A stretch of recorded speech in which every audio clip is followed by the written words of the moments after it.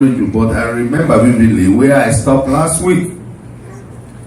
Elijah just had a major victory of his life.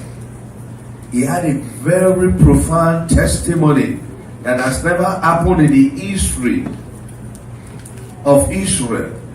Rain was scarce for 3.5 years, and he just commanded rain to fall after 3.5 years of drought. Praise the Lord. And not only that, fire came, fire leaked water. And not that alone, people that have been worshiping idols, they now turn to God, declaring that the Lord of Elijah that answered by fire, He is our. And alone He himself defeated 850 prophets. What a profound testimony. Imagine if I was Elijah, I'll be dancing this way. But do you know when Ahab got home? Not even that alone. He outran Ahab that was on a horse and got home before Ahab. That's another testimony. And when Ahab got home, Ahab told Jezebel that, listen, Elisha had slain all the Baal prophets. And Jezebel just said a word that go tell Elijah that by this time tomorrow, I will kill you like you killed all the bad prophets. That was all. He received it with a threat. It became scary. And he began to think about it.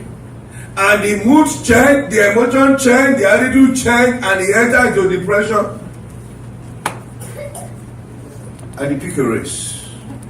And I told you last week that anytime you are threatened about something, anytime you are crippled with fear, you cannot come out good, because fear saps you of your strength. I'm still taking you somewhere. And I told you he was so tired and he rested. Somebody that had victory on Mount Carmel was now sitting down like a victim under a juniper tree. The Elijah you saw on Mount Carmel is not the same Elijah under the juniper tree. Something has changed in his mind. And the angel of the Lord came, and I told you prophetically to wait on your angel. Tell somebody, angel is coming. Tell somebody, angel is coming. And when the angel came, the angel did not come empty-handed. He baked food, he ate it, and he gave him water. And he slept again. And the angel came back again. And God said, eat, for where you are going is too far. And I prophesied to your life that having been through what you have been through, God is taking you somewhere. Amen. And having been through what you have been through, God is still taking you forward. Amen. And God asked him, do you still receive from me, Elijah? Come and meet me. And he was looking for God in earthquake. God wasn't there. He was looking for God in wisdom. He wasn't there. He was looking for God in fire. God wasn't there. But God came to him in a small, still voice. Elijah was just indicting Israel and calling upon the judgment of God against them. And God said, I am not a wicked God. I am a loving God. And God asked him to come back again. But he repeated the same thing. And God said, go ahead. You will see Azar. Anoint him as a king over Haram. You will see Jehu. Anoint him as a king over Israel. You will see Elisha. Anoint him as the prophet in your place. And I pray concerning every one of you standing here, you will not lose your throne to somebody else. I said you will not lose your throne to somebody else. In the name of Jesus. Just because of his encounter with Jezebel, he lost it. And I warn you, don't because of what you had encountered, lose what you want. You will encounter. All started from what? The way he received the word from Jezebel. And that is why today, my topic, part 4 or 5 of Elijah Dilemma, is make good choice of your thoughts. Tell somebody, make good choice of your thoughts. Let me preach to somebody this moment. Make good choice, of your thought. Brethren, Brethren, enjoying life begins from the choice of your thoughts. Enjoying life, fulfilling destiny, enjoying marriage, becoming a successful businessman begins from the choice of your thoughts. The car you drive was somebody else's thought before they produce it. The house you live in was somebody else's thought before they build it. The clothes you put on was somebody else's thought before it's made. So what you will become, how you will become it, either as a victim or as a victor, either as a poor person or as a rich person, all begins with your thoughts. That's why Proverbs 23 verse 7 Bible says, as a man thinketh in his life, in his mind, so he is in his life. Praise the Lord, somebody. Brethren, I just want to tell you, your thought life, which is your mind, is connected to your mouth, which is your word. And your mouth is connected to your soul, which is your emotion and your mood. And your mood determines your attitude. And your attitude over a long period of time becomes your behavior, which determines your destiny. So by your mood, I can tell you what your destiny will be. By your behavior, I can tell you what your destiny will be. You might not have direct control over your attitude, but you can indirectly control your attitude, which is a result of your feeling, by controlling the thought that is going on in your mind. Tell somebody, ask a good thought. Tell somebody, ask a good thought. You cannot be different from the way you think. If you are thinking backward, you can never go forward. You are who you are by what is in your mind. The Bible says a good man out of the good of his mind bring forth that which is good. And an evil man out of the evil of his mind bring that which is evil. You are either a good man or an evil man by what you have in mind. For out of the abundance of your mind, your mouth speaketh. So your mind is connected to your mouth, and when your mouth begins to say something wrongly, then your emotion take over and you become moody. And when you are moody, you come up with the wrong attitude. And the truth of the matter that I want to tell you this morning is that no matter what life brings towards you, no matter what you are experiencing, good or bad, you are still responsible for your life. Oh, yes. Oh my God. That's why nobody can blame me for wrongdoing. Nobody can blame me for not making it. You are responsible for your life. And equally, you are responsible for your attitude. And that is why nobody can force you to behave or to put on an attitude if you don't decide to put on. Even God cannot force you to do it. God cannot even force you to do it. Taking you somewhere this morning. And there are some thoughts you ought not to think. Romans 12:3. A man ought not to think of himself more highly than others. So there are some things you ought not to think. Romans 12:3. There are some thoughts that you ought not to think. I say through the grace given unto me, to every man that is among you, not to think of himself more highly than he ought to think. So there's something you ought to think, and there's something you ought not to think, because you are a direct product of your thoughts. So be careful of the picture you painting in your mind. I have to be careful of the picture that I'm painting in my mind. Life offers us evil and good together. Blessing and curses, but we have to choose. He said, now I've set before you life, before your life, blessing and curses. But I advise you to choose life. You see, you make a choice of life. Praise the Lord, somebody. So you can make a choice to live happy. You can make a choice to live sad. You can make a choice to be rich and make a choice to be poor. But I just want to tell you this today, that you don't really make a choice to think more ahead of God. It is because, I'm telling you, it can be frustrating. Either you are going to make it in life, either you are going to be successful, either you are going to enjoy your marriage, either you are going to enjoy your business. Has to do with your mind. You are either big, great, or small as the size of your mind. Even You can be free in your life and be in prison in your mind. So it is in the mind that you are a millionaire. It is in the mind that you are a successful pastor. It is in your mind that you are a good man. It is in your mind that either small or great, it has to be determined by your mind. I'm taking you somewhere, Jesus. If you go to Luke 15, verse 17, the prodigal son, Bible says, and he came to himself. What prodigal son asked for was his inheritance. Bible said the parable of a man that has two sons, and the younger one went to his father. He said, give me a portion of my inheritance. He didn't ask for a portion of his father's inheritance. Having squandered everything, why do you think he asked for it? Just because of his thought. He thought he was grown up enough to manage it. And the truth of the matter is, he wasn't grown enough to do what? To manage it. And that is why God will process you ready for what he promised you. Because he doesn't want this promise to become a curse. Because blessing given so soon can even become a curse. Oh my God. Now listen, he asked for his father's, his own inheritance. And having squandered everything, he said, I'm saying, he came to his mind. He changed his thought.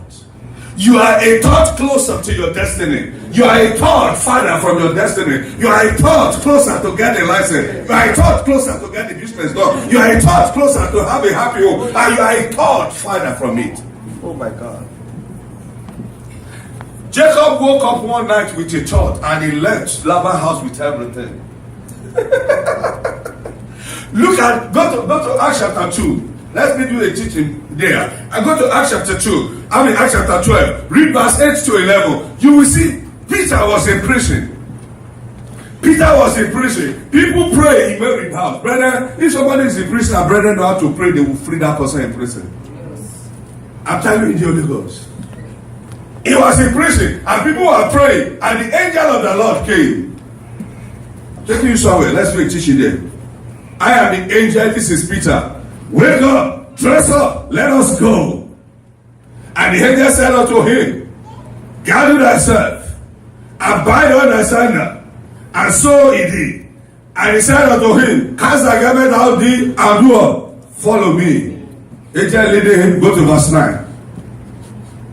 And he went out, and followed him. Which not that it was through which was done by the angel, but thought he saw a vision. If you go to NIV, it shows that he wasn't sure of what the angel was doing, because he didn't have idea of it. He didn't have any thought of it. Now they passed the first gate. Go to verse 10. They passed the second gate. They passed the iron gate, and they walked a block. And Bible says he came to himself. Do you know what was going on all the way from the prison here? Though he was getting out of the prison, passing the first gate, passing the second gate, passing the iron gate, walk a block, but his mind was still in prison. And he has walked out of the prison. Yeah. So you are a slave, like based on your mind. You are a slave based on what is in your mind. You are poor or rich based on what is your mind.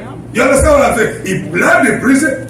Because he didn't have a thought of it, he passed the first gate, he passed the second gate, he passed the third gate, he went a block. I'm no longer a prisoner, so I don't need to walk like a prisoner anymore. So you are free indeed when you are free in your mind. So it's in your mind that either a slave or a rich person. It's in your mind. Oh my God, I will speak to you here today. Brethren, make a good choice of your thoughts.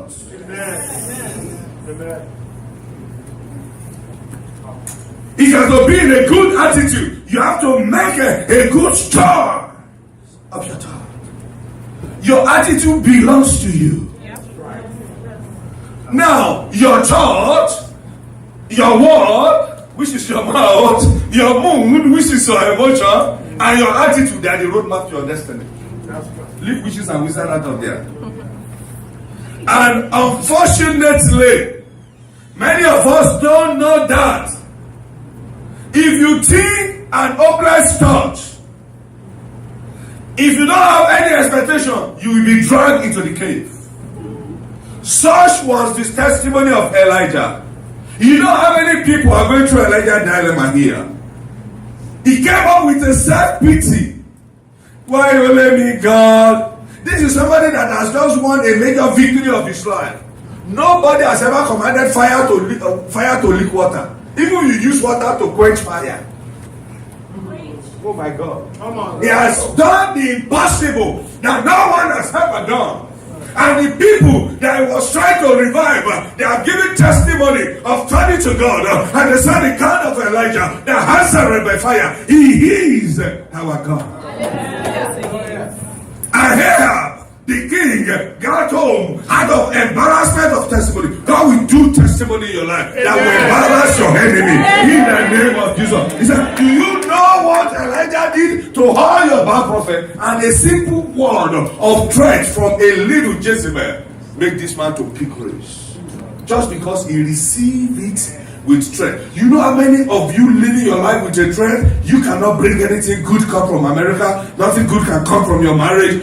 That business cannot succeed. That ministry will fall. I am telling you, you are responsible to what you say. I am responsible to what I hear. Your word is your word. My ear is my ear. Anything that will not bless me, it will not enter into my mind. Oh yes. You can speak your word, but I can take control of not allowing it to get to my mind. Yes. And if what you say doesn't get to my mind, it doesn't disturb my destiny. Yes. Give somebody a praise in there.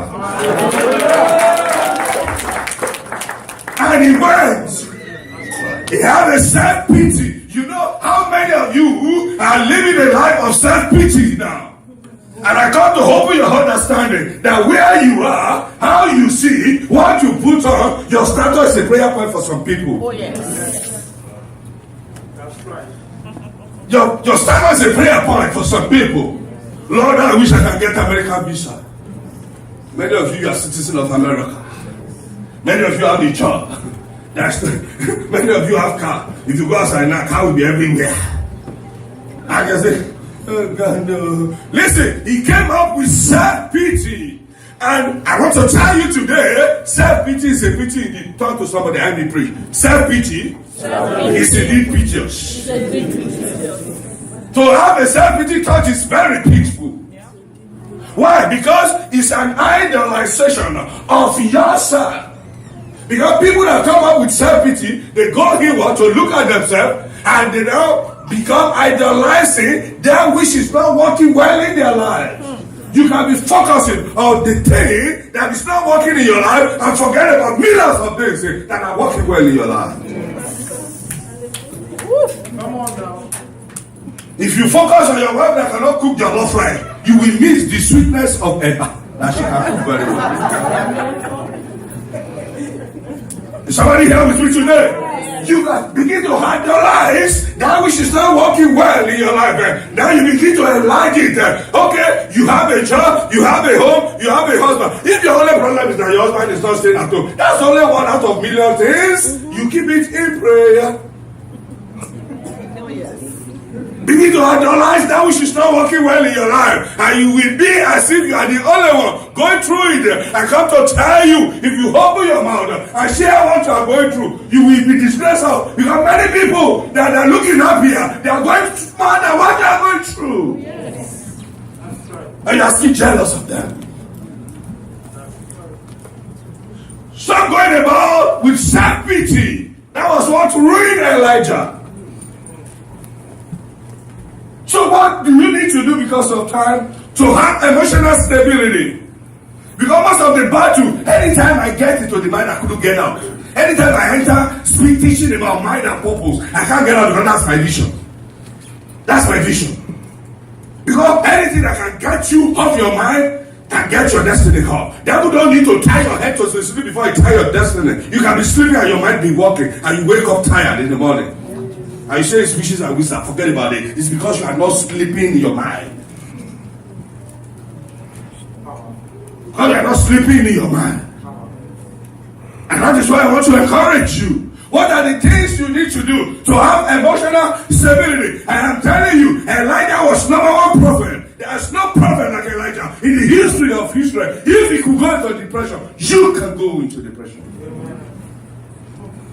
It can happen to anyone. Anytime you have holes in your soul, like I show you on Sunday, and you begin to develop self-pity. I'm not going to get this green card. Only this green card. Only this green card. Listen, you went to work in the morning, you came back, you slept on your bed and you woke up. You think it's your cell phone that wake you up, go and take cell phone and put it near somebody that is there. Let him drink and put microphone. The dead cannot rise up with the cell phone. Yes. And you are eating, you are doing pedicure, you are doing manicure, you are putting weave on, you are painting your face, all shoe on, and you only this green card. Listen, when you want to die before the green card comes? You want to die before the green card comes? I told my wife, I said, do me a favor, help me to live long. Don't think about what I'm doing wrong. Just count on everything I'm doing good, because I can't do more than what I'm doing. Just focus on that which I'm doing good. Put it down. Anything you attack, you can never attract. Put it down. Anything you attack, you can never attract it. And I did my study these days now. So many guys in America, they have erectile dysfunction. Not because they have libido. It's because they are attacking their spouses. So the spouse attack them bad. They shout, bad guy, good guy, you are stupid, you are this, you are that. And when it's time for them to make up, all the reflection of the bad thought will come to their memory and they go down. And God told me you cannot attract what you attack. Tell somebody, stop attacking me. Tell somebody, stop attacking me. Tell somebody, stop attacking me. And come and see the poor boy. When another woman is talking, not even touching, talking alone. Mr. John will be fly everywhere. Nothing wrong with you, just to feed your mind. Tell somebody, feast that mind up. Brother, what do? Instead of getting worried about what you cannot control, control what you're worried about. We are building destiny here. My wife asked me one day, say, are you not, something don't even bug you. You still said it here. Because I choose what I think. And if I don't want to hear what you want to say, I will say I will talk about it later. Because I don't want anything to disturb my mind. That's the best. So what are the things because of time that you need to do and know to have emotional stability? Put it down, number one. What are the things? Number one. Number one thing is when life overwhelms you with what you cannot handle, you ask God to lead you to a rock that is higher than you. Psalm 61 verse 1 to 2. You run to Jesus. When life treats you, hear my cry, oh God, listen to my prayer.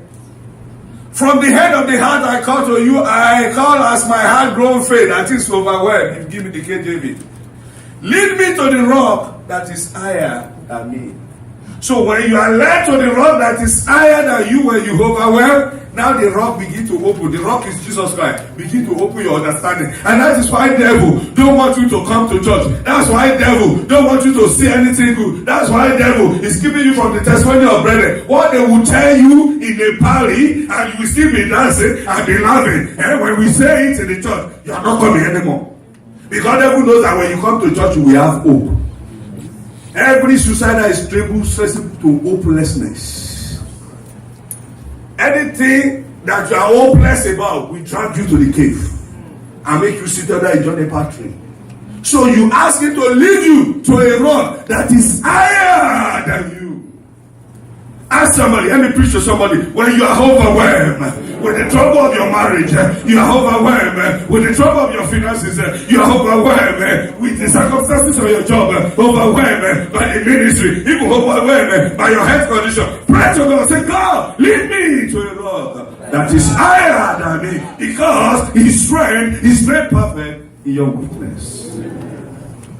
Because when you get to that rock, the rock will show you things to meditate upon. According to Philippians 4, is it verse 8 or 18 there? Philippians 4, I give you that scripture before. 4 verse 8. He said, whatever that is noble, whatever that is of virtue, whatever that is of mercy, finally, brethren, whatsoever that are true, whatsoever that are honest, whatsoever that are just, whatsoever that are pure, whatsoever that are lovely, whatsoever things that are good report, if there be any virtue, if there be anything, praise God for it. Think on this.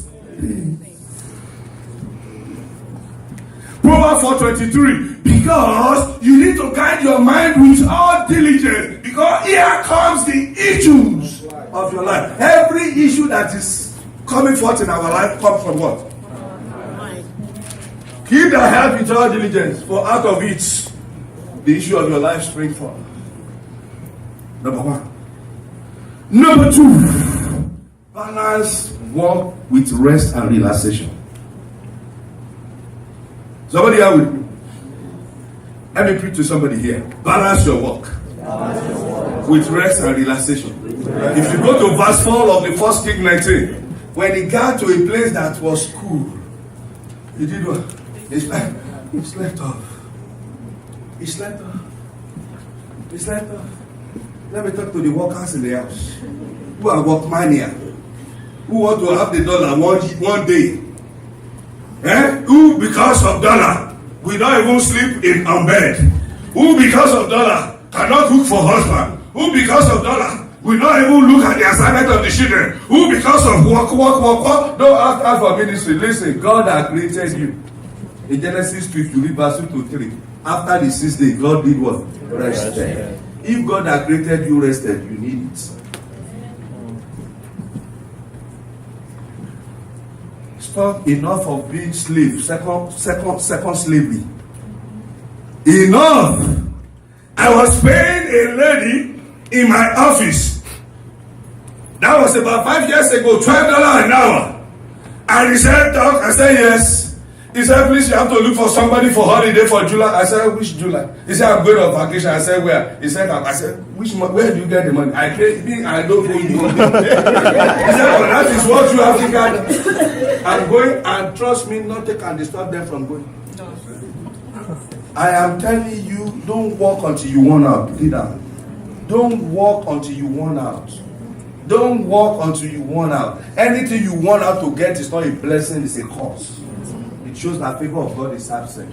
When favor comes in, you don't need to sweat before you make any space. If favor locates somebody here, I said, if favor locates somebody here, that's your favor will come your way. The favor of God will come your way. The favor of God will locate me.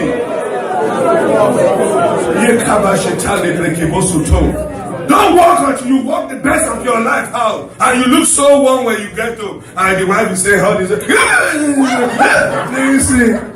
Listen, if you don't do your duty, don't come to say, Pastor, somebody did it. I will say you are a failure. God has not only called you as a man to walk, you have to take care of what you put inside the house. And if you go and overwork yourself, they don't even appreciate me enough in this house. I've been working. Nobody asked you to be working since 24 hours. That's your choice. America only gives you 8 hours, 40 hours a week. Anything after then, you are running yourself out. And that's why you pick a man of 60. Sister Kemi, stand up. Where is she? She's not here? She's 50 plus. Boys of 30, they are still chasing her. They thought she's small. Because she's taking care. Mama, stand up. Mama, stand up. How old is she? 80 plus. How old is Mama? 85. 85. She put on jeans and t-shirt. Go to family. And you see somebody at 40 years. You ask him to go upstairs. Do this. He stopped 2 minutes. Listen very carefully. You must not be too spiritual and don't take care of your body, because your body keeps your spirit. Amen. Your body keeps your spirit.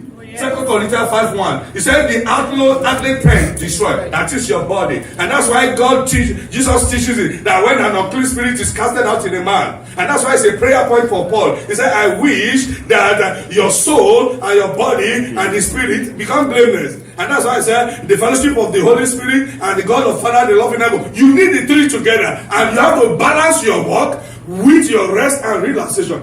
Listen, I play soccer 1 hour. I told my wife, don't call my phone, I won't answer. I'm in the field enjoying my soccer. And I get home, I eat good food. And I sleep good sleep. If you want to wine, face war and wine. I got no time. Praise the Lord, somebody. Many of you don't balance your work with rest and relaxation. That's why stomach will come out this way. Stomach will come like this. You need to jog. Bible says bodily exercise. 4 Timothy 4:8. Profited a little. He profited a while. Listen, Dorcas, you see Dorcas? Yeah, Dorcas. Was sick. Dorcas was sick. Dorcas was sick. And they learned that Peter was in Joppa. And where Dorcas was to Joppa was 30 miles. 2 of them quickly walked. And they picked Peter at his age. And Peter walked with them. 30 miles go, 30 miles come. And they still met Dorcas. If it's somebody that he can't even walk 2 feet, another 2 feet, the Dorcas will be sneaking before Peter got there. You need to be physically alert and be spiritually alert and be emotionally sound. That's why you be. Oh my God. There is a difference between healing and wholeness. When the one leper came back to Jesus, Jesus said, among all the 10, you are the one that is whole. Those ones are healed, but they are not whole. When you are whole, you are mentally sound, you are physically strong, you are emotionally stable, and you are physically, oh my God. When it comes to preaching, you preach, you pray, you fast. And when it comes to soccer, you soccer. I beat all of them at table tennis. I beat all of them. Beat me on Saturday on the field. You have to balance everything. You have to balance everything. Don't because of work and stress your life out. Many people are praying. I wish I'm like Uncle So in America. Uncle So in America. And here you are, you don't enjoy anything. Many people bought house and they can't even sleep in the house because of overtime. Why buying it? That's true. That shows you are over living. Oh my God, let me go. You after balancing your rest with your work, eat good food.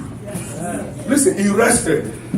An angel came. He didn't come empty-handed. What did he do? He baked bread and he put water there. Balanced diet. Balanced diet. That's why when I minister at the first service, this second service, and I'm tired.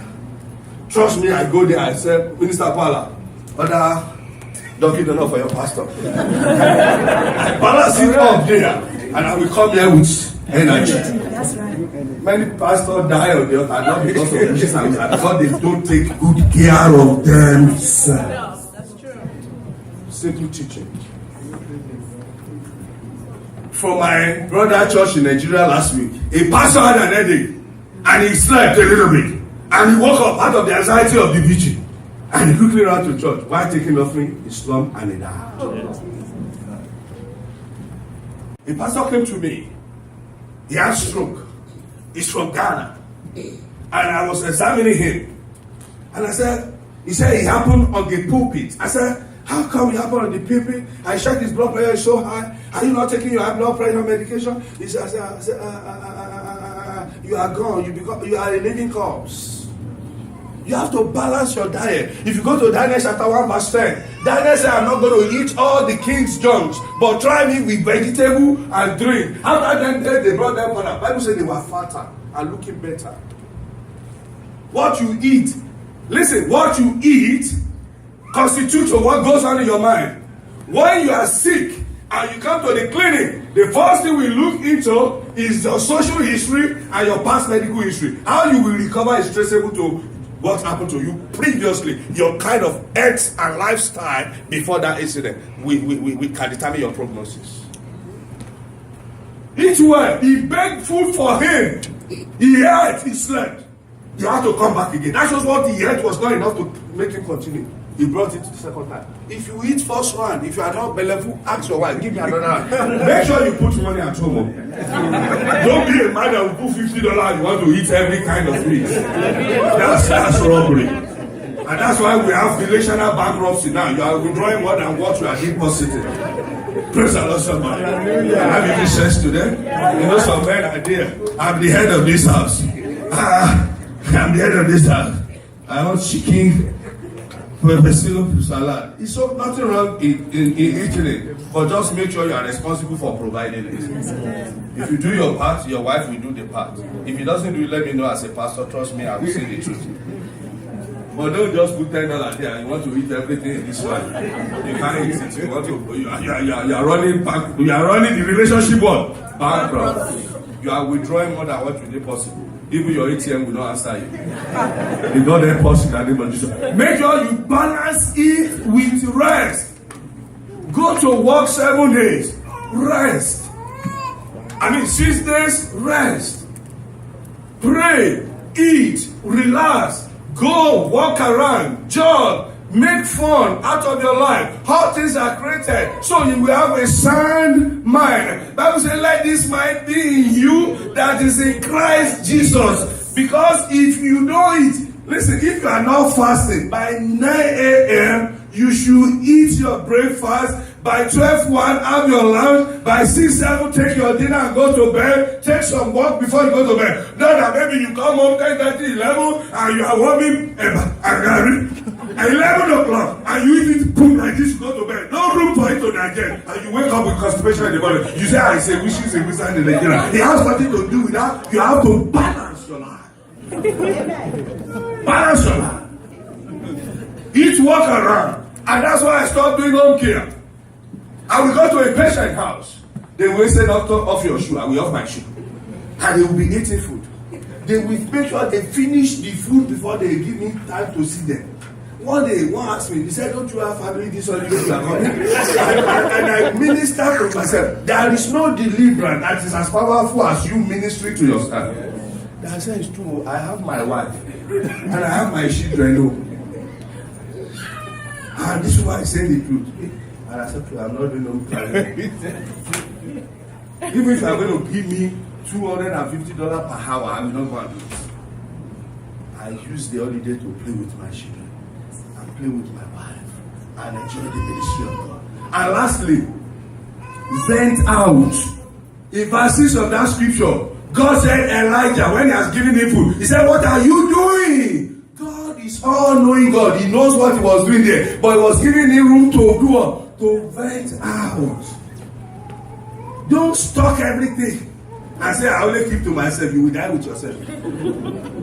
You will die with yourself. Many people are dying of being in silence.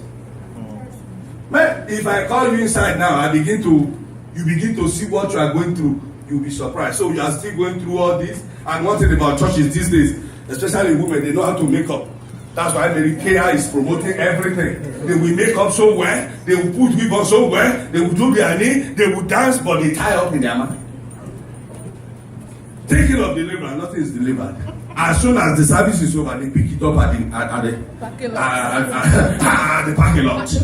And he goes with them for the whole week. And they return on Sunday. But during praise and worship, hey, I am free, Lord. You don't feel anything. You have to vent out. Tell somebody, vent out. Elijah, what are you doing here? He said, God knows what he was doing. Anytime God asks you for your name or asks for what you are doing, he is an all-knowing God. He knows ahead, but he just wants you to do what? To express and think of where you are. Adam, where are you?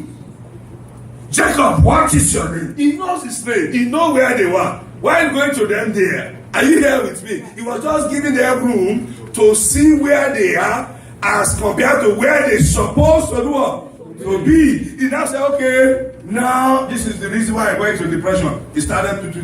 He said, okay, nah, I'm the only one in Israel. All the Israelites, they have not given their life to you. I'm so jealous of. That's somebody. Don't be too jealous of God and kill yourself. Don't be too jealous for God. God has not called you to be jealous for him. He is a jealous God himself. You listen, stop wasting your energy on things that you cannot change. Many of you say, I will change my husband. Can you even change yourself? You are positioning yourself for frustration and disappointment. Stop being jealous. Can you even change yourself? Are you the one that created him? You will change your child. Are you the one that created the child? You will change your wife. Are you the one that created her? You cannot change what you cannot create. Simple as ABC. And God said, oh, that's why you are here. He said, okay, you have forgotten about me. Come and look for me. He was looking for him in an earthquake. He was looking for him in a whirlwind. He was looking for him in a fire. He wasn't there. That is, listen, these people you are indicting, calling my judgment upon them, I'm not yet done to destroy them. And when God is not yet done to destroy, nobody can destroy. Yes, amen.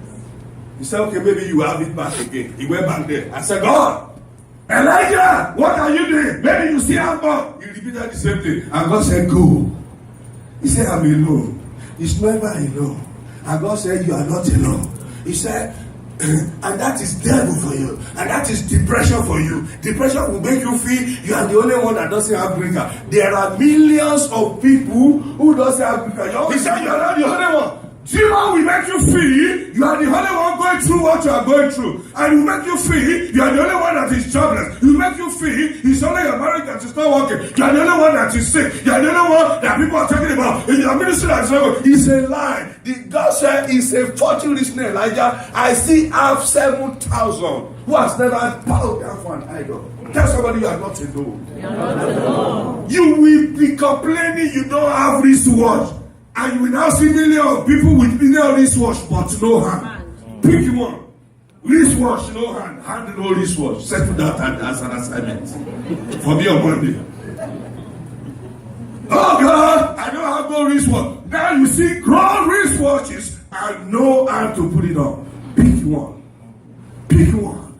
You are not alone. And I want to tell you today, as I'm coming to a close here, and you are not valuable because of what you have or what you don't have. You are valuable because you are not by God. And if life is bringing, if the experience of life is bringing so many things around you so that you don't have anything to think about what God is thinking about you. It's what I have a thought. I think towards you. It is of good and not of evil, and to give you an expected end that is full of hope and a future. And Bible says, surely the expectation of the righteous shall not be cut off. Amen. Submit to your understanding this morning. You are not alone going through it. You are not alone. God is with you. But if you think alone in the midst of multitude, you can be lonely. Submit my case. Submit my case. Think of what you are saying. Replace that pity thought with a enabling, energetic thought that will give you energy to run to your destiny. Your destiny is within you and ahead. Anybody can say anything. Your thought is your thought. My thought is my thought. And that's why the Bible says, hold your thoughts captive. You are responsible for what you are thinking about. Think of that and make a choice to think of that which is good, that will bring energy for you to catch with your destiny. Rest on your feet. Rest on your feet.